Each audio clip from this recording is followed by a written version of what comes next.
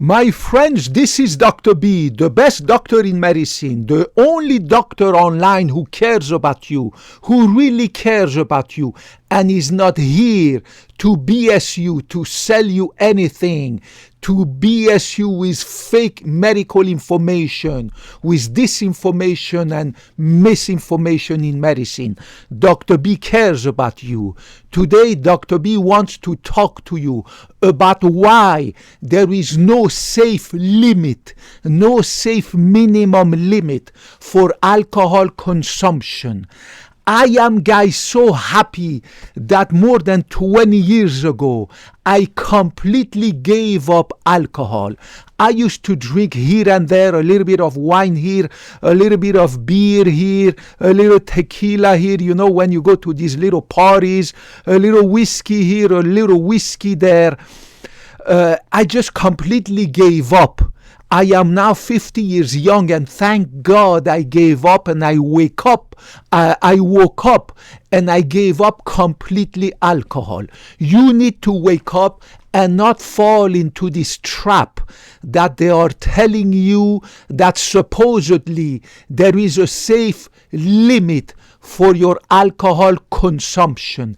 There is no safe limit for alcohol consumption.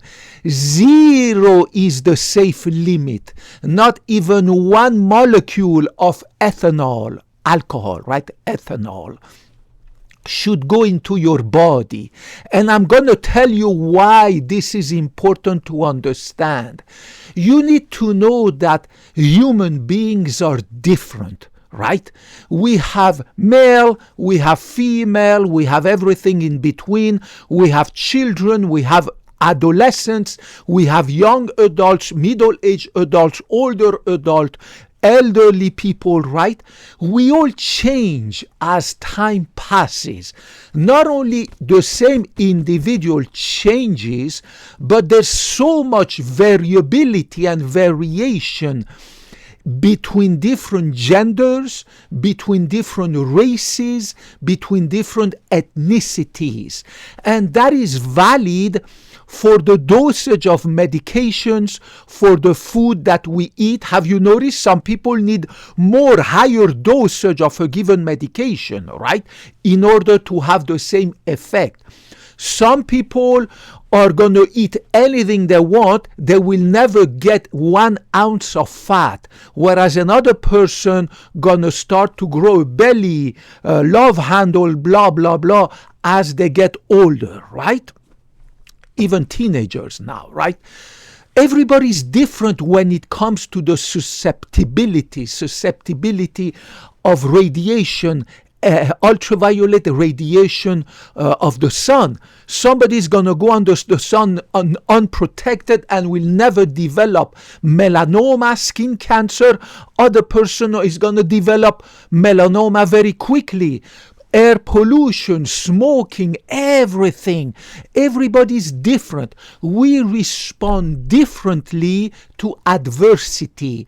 We respond differently to the medication's side effect. It is the same thing for alcohol. Whether you're a man, a woman, anything in between, whether you're a teenager, an elderly person, a mature adult, a black, a white, a Latino, a Asian, everybody's so different that it is impossible to predict how alcohol is going to affect your body, because you're going to change from the time you were 20 to the time you were 30, and then 40, 50, 60, 70, 80. You're going to change. Your metabolism is going to change. Your body is going to change. Your organs are going to change. Everybody's so different, right? Everybody responds differently to a medication. If I take a given medication, maybe I'm never going to have any side effect. But somebody's going to take the same medication at the same dosage and is going to develop serious, dangerous side effect. We don't understand why there is so much difference between the metabolism of people, right? Everybody's so different. So I don't know how you're going to react to one glass of wine, right? I don't know how you're going to react to one little shot of tequila per day or two bottles of beer per day. Nobody knows. Nobody can predict that. And anybody who quotes, who brings a supposedly scientific study saying that, oh, look, at that university they studied and they said that one glass of wine is safe or one beer is safe. Well, those studies are very biased. They didn't study the whole population of people. They study a certain group of adults, right, over the age of 18, with a lot of bias, a lot of recruitment bias, right? And the statistical analysis of these studies were not accurate. A few years later, they come back and they say the study had a lot of statistical flaws. And it's always like this. You cannot predict if one cigarette per day will be okay for you, one little joint of marijuana would be okay for you, or maybe two, or maybe three, or maybe four.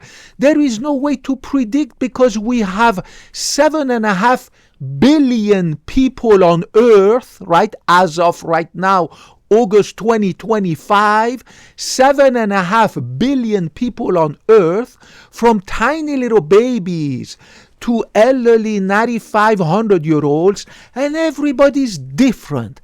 So all these stupid people in the scientific community or in the fake news community or the fake medical community or the beverage industry, the wine industry, the alcohol industry, the liquor industry, all these clowns who come and tell you that it's safe for you to consume one glass of wine or two beers per day or one tequila shot or blah, blah, blah.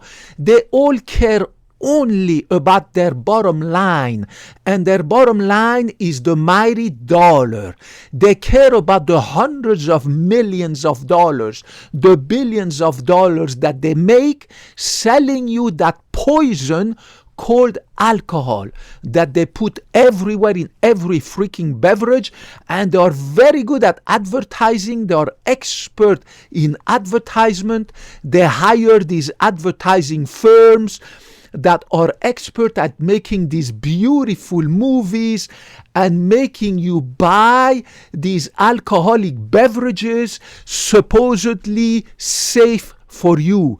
There is absolutely no scientific evidence that you're gonna respond the same way than other person, or that other person gonna respond the same way that this other guy. And there are so many different variables, different parameters that intervene in our responses to alcohol, tobacco smoke, ultraviolet radiation, medications, food, and blah, blah, blah. So stay safe. Do not take any chances. Do not destroy your future. Do not destroy your brain. You're going to get dementia. Alcohol is a neurotoxin. It's going to cause you dementia. It's going to destroy your brain. It's going to destroy your heart. It's going to destroy your heart by causing what we call alcoholic cardiomyopathy. It's going to destroy your nerves, your peripheral nerves. It's going to give you throat cancers, oral cancer, liver cancer, esophageal cancer, stomach cancer, pancreatic cancer. One of the major risk factors of pancreatic cancer, which is growing and growing, the number one fastest growing cancer in young adults in America and the Western countries, is pancreatic cancer. And one of the major risk factors is alcohol and, of course, tobacco. But alcohol, number one risk factor for cancer of the pancreas, which is a deadly, deadly, nasty cancer, guys. It is not worth it. One glass of wine, that 10 minutes of pleasure is not worth it. Remember and never forget, 10 minutes of pleasure, a lifetime of misery. Anything that you do, think about the consequences and never forget the sentence. 10 minutes of pleasure, a lifetime of misery. That comes from Dr. B. You want to have alcohol? Think about it. Is that little glass of wine worth it? 10 minutes of pleasure drinking that little glass of wine, having fun with your friend at the party, that barbecue, blah, blah, blah. But a lifetime of misery, because you're going to keep doing it. You're going to think that one glass is okay every day. It is not, because we don't know you. You are different than the other billions of humans, and everybody responds differently. The same way you would never play Russian roulette, right, with that gun on your head. There might be a bullet or there might not be a bullet. It's the Russian roulette. You are playing Russian roulette each time you drink a beer, each time you drink a vodka, each time you drink a tequila, each time you drink a glass of wine, even if it's one per day.